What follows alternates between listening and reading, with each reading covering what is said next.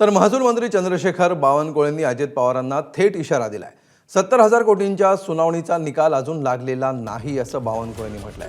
बोलता खूप येईल मात्र ती वेळ नाही असंही बावनकुळेंनी म्हटलंय।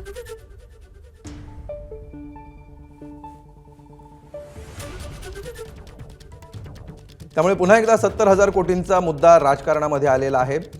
पुणे आणि पिंपरी चिंचवडमध्ये दोन्ही राष्ट्रवादी एकत्र येऊन लढतायत आणि अजित पवार सध्या भाजपवर थेट आरोप करतायत। त्यामुळे भाजपचं पित्त खवळल्याचं चित्र गेल्या काही दिवसांमध्ये दिसून येत आहे। त्यामुळे अजित पवारांची टीका आणि त्याला भाजप नेत्यांकडून देण्यात येत असलेली उत्तरं आणि इशारे यांचा सिलसिला आज देखील सुरूच असल्याचं दिसतंय।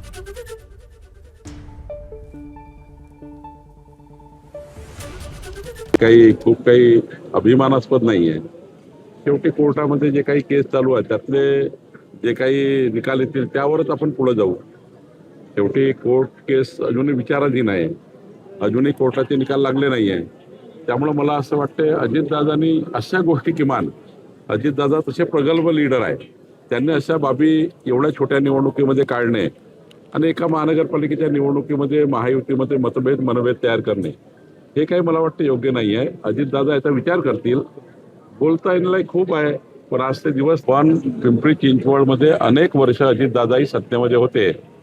आता मागं पानं पलाटले, आम्ही ते मागचे पानं काढले तर त्यांनाही बोलता येणार नाही।